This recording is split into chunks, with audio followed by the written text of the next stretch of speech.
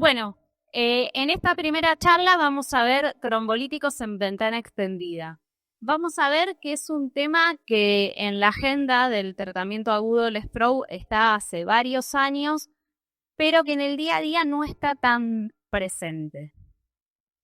Bien, a través de los distintos años, distintos ensayos clínicos quisieron demostrar la eficacia y la seguridad de la administración del RTPA en distintas ventanas terapéuticas y en distintas dosis.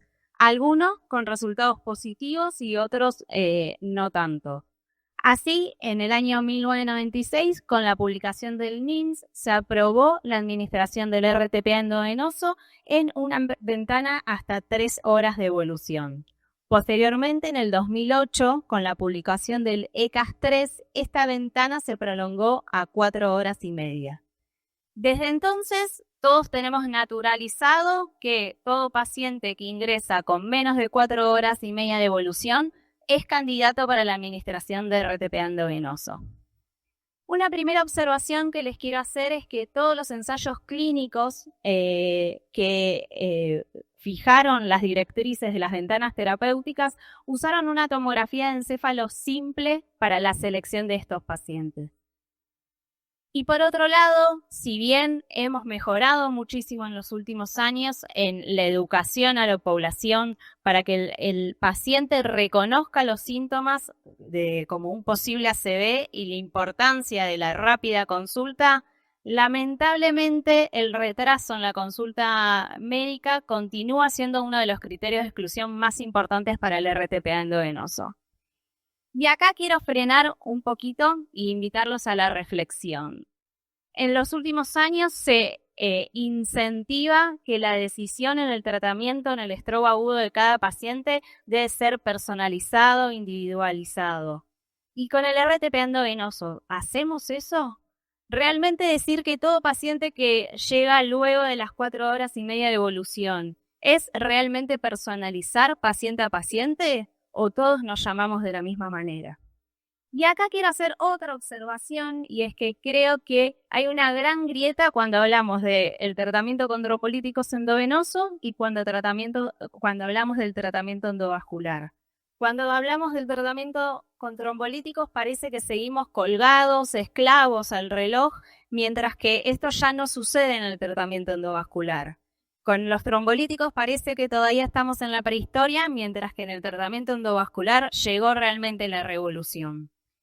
Y ahora volviendo a la base, a los primeros años de medicina, y como ya lo dijeron las expositoras previas, volvamos a la base de qué pasa en un paciente que está sufriendo una ACV. Hay una zona central o core en la que el flujo está muy disminuido y en el que el daño en esas neuronas es irreversible. Hagamos lo que hagamos, esas neuronas ya no van a recuperar y de hecho, si lo sometemos a un tratamiento de reperfusión, muy probablemente ese paciente tenga muchas chances de tener una transformación hemorrágica. Más periférico, la zona de penumbra, en la que si bien el flujo está disminuido y esas neuronas están sufriendo, nos están dando síntomas, esas neuronas de mediar un tratamiento de reperfusión podrían recuperarse. Todo core liberado al azar, sin reperfusión y con 5 laterales va a evolucionar a core. Perdón, toda penumbra va a evolucionar a core. Pero acá la diferencia, no todos los pacientes evolucionan de igual manera. Y de ahí la importancia de entender que podemos personalizar el tratamiento a cada paciente. Acá la doctora ya un poco habló del tema. Esta distinta evolución nos separa a los pacientes en los progresores lentos, aquellos pacientes que aún con varias horas de evolución vemos un buen perfil en las imágenes, con poco core y mucha penumbra, o sea, mucho tejido potencialmente salvable, versus los progresores rápidos, aquellos pacientes que con pocas horas de evolución, ya en la tomografía simple podemos ver que hay una gran zona infartada.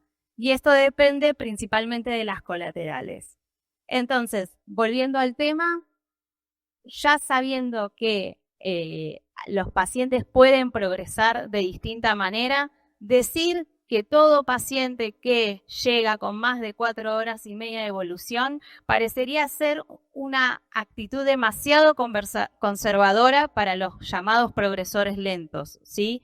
Entonces, a través de la realización de imágenes de avanzadas, podemos diferenciar al paciente progresor lento, que puede beneficiarse con un tratamiento en el agudo, y excluir el progresor rápido, que posiblemente de mediar un tratamiento tenga alguna complicación. Entonces, con las imágenes de avanzadas, ya sea tomografía de perfusión o resonancia de perfusión, que nos permite diferenciar el core y la penumbra, podemos decir el tiempo de cerebro, sí, actuar rápido, sí, es importantísimo, pero el tiempo también, el tiempo y las colaterales es cerebro. En este mismatch perfusión core vamos a ver que se basaron los grandes ensayos. El primero que quiero mencionarles es el EPITED. Miren la fecha, 2008, o sea, al mismo tiempo se estaba publicando el ECAS-3 que nos permitía prolongar la ventana a 4 horas y media. Fue un ensayo prospectivo aleatorizado entre RTPA y placebo y que incluyó pacientes de 3 a 6 horas de evolución. El margen inferior es 3 horas porque justamente todavía no estaba publicado el ECAS-3 y hasta este momento que se desarrolló este ensayo clínico, la ventana aprobada era hasta 3 horas de evolución. Entonces, el EPITED incluía pacientes con 3 a 6 horas de evolución con un mismatch perfusión-difusión, el cual lo definían como una relación entre hipoperfusión y difusión mayor a 1,2 y que el volumen de la diferencia entre la hipoperfusión y la difusión sea mayor a 10 mililitros. El criterio de valoración principal era medir el crecimiento del infarto, lo cual lo hacían con la comparación entre la difusión realizada en el momento del ingreso del paciente y el T2 a los 90 días. Y criterios de valoración secundarios era la reperfusión, un buen pronóstico neurológico y funcional, ¿sí? El EPITED mostró una tendencia, una disminución en el crecimiento del infarto, pero lamentablemente no llegó a una significancia estadística. Pero por otro lado, sí se observó que aquellos pacientes del grupo del RTPA tenían un mayor porcentaje de reperfusión y que la reperfusión se asociaba con menor crecimiento del infarto, con mejor resultado neurológico y funcional. Entonces, si bien no tuvo resultados positivos, sí sentó las bases de desarrollar más estudios bajo el concepto de seleccionar pacientes con el mismatch perfusión y difusión. El EXTEND es uno de los ensayos más emblemáticos en cuanto a la utilización del mismatch perfusión-difusión. Se publicó en el año 2019. También es un estudio aleatorizado doble ciego en el que los pacientes se dividían entre RTPA endovenoso y placebo. Entonces, se incluían aquellos pacientes con un tiempo de evolución de 4,5 a 9 horas, que ya podía ser con un tiempo conocido o un tiempo desde el despertar, que después vamos a ver cómo se medía, ¿sí? Los pacientes debían tener 18 o más años, tener un buen estado funcional previo, definido por un ranking 0 o 1, un NIH de 4 a 26 puntos y el mismatch entre hipoperfusión y core isquémico.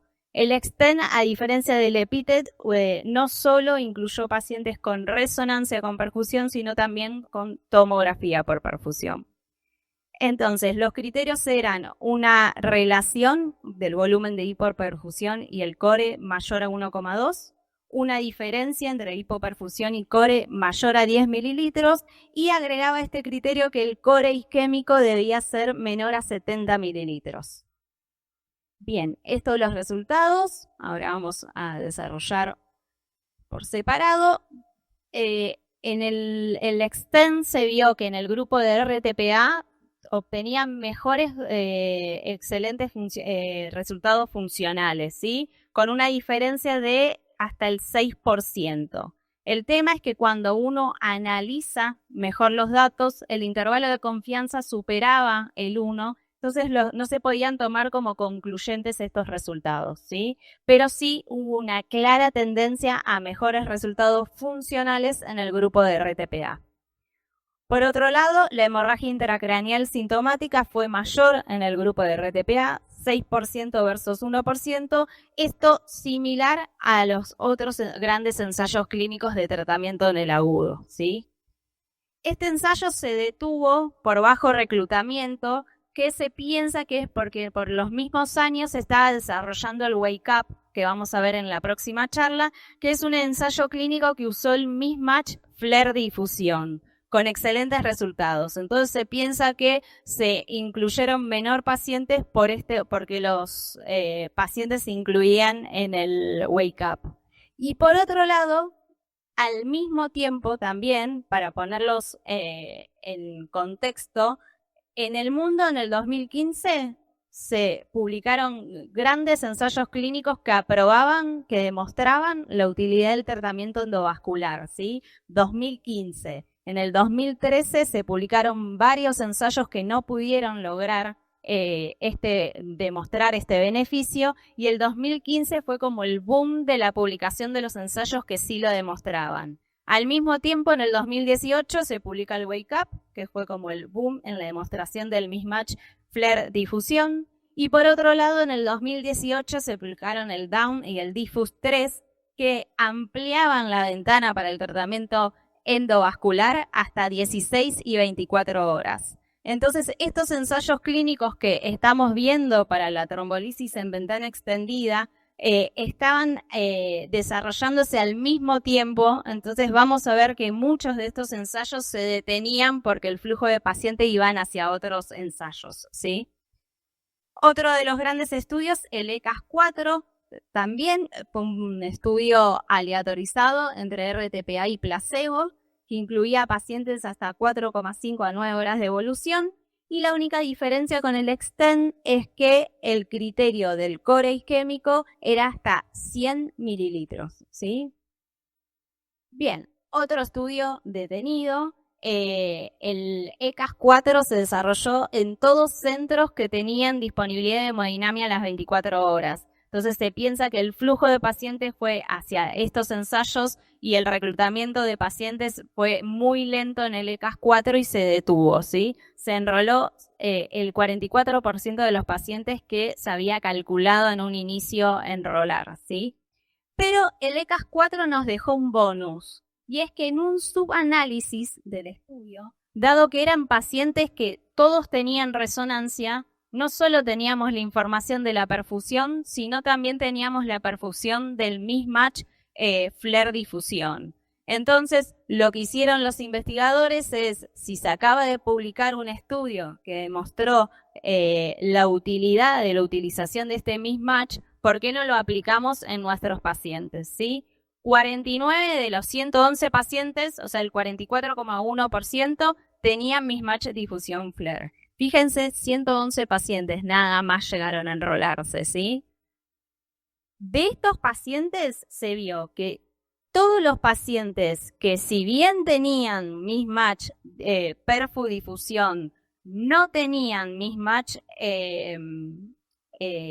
difusión FLAIR, no se beneficiaban con el RTP endovenoso. O sea, miren qué fuerte este dato. Todo paciente, por más mismatch en la perfusión que tenían, si no lo tenían en el FLAIR, no se beneficiaron con el tratamiento con RTPA.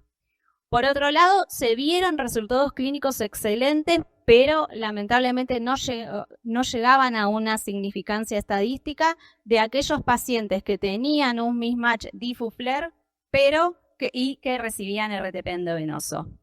Por otro lado, no hubo diferencias en la mortalidad en todos los pacientes que recibieron RTPA, tengan o no tengan mismatch difu-FLAIR, pero sí se vio una diferencia en la mortalidad, con un aumento de la mortalidad en aquellos pacientes que recibieron RTPA. Por último, esto es un metaanálisis que engloba a estos tres grandes ensayos, al EPITET, al Extend y al ECAS-4, perdón. Se analizó 211 pacientes en el grupo del RTPA y 199 del grupo placebo. En el grupo de RTPA, en el 36% se logró excelentes resultados funcionales versus el 29% en aquellos pacientes que recibieron placebo. La hemorragia intracraneal fue más frecuente en el grupo de tratamiento con RTPA, 5% versus menos de 1%. Y en la mortalidad, 14% en el grupo de RTPA versus 9% en el grupo placebo. Entonces, este metaanálisis permitió demostrar que se logran excelentes resultados funcionales en aquellos pacientes con mismatch perfusión-difusión en el grupo de los tratados con RTPA endovenoso, y si bien la tasa de hemorragia intracerebral fue mayor en este grupo, esto no anuló el beneficio neto que implica administrar RTPA endovenoso. Una aclaración para esta charla y para la próxima, que uno cuando ve los porcentajes de sangrado en el grupo de tratamiento siempre se asusta, pero quiero demostrarles esto. Vean, en el NINS ya se obtuvo un 6,4% de sangrado en el grupo de RTPA versus 0,6% en el grupo placebo. Y nadie creo que discute hoy en día que un paciente con 4 horas y media de evolución se administra RTPA.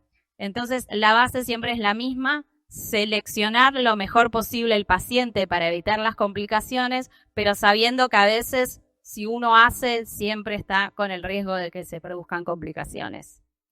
Entonces, pacientes con una evolución de 4,5 a 9 horas de evolución, hacemos una resonancia con difusión y FLAIR, o si tenemos disponibilidad, resonancia o tomografía con perfusión más una angio intracraneal. Si el paciente tiene compromiso de gran vaso, ese paciente va a ser candidato a tratamiento endovascular. Si el paciente no tiene compromiso de gran vaso, vemos si tiene mismatch difusión FLAIR o si tiene un mismatch difusión perfusión. En caso que lo tenga, se puede proceder a la administración de trombolíticos.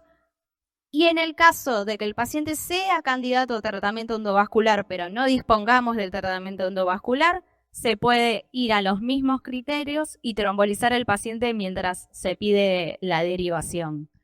Un escenario acá que no menciono es qué pasa si tenemos disponible el tratamiento endovascular y tenemos disponible la perfusión y el FLAIR al mismo tiempo. Y lamentablemente justamente estos son los pacientes que no se incluyeron en los ensayos porque se derivaron a los ensayos de tratamiento endovascular, así que no hay una respuesta. Muchas gracias.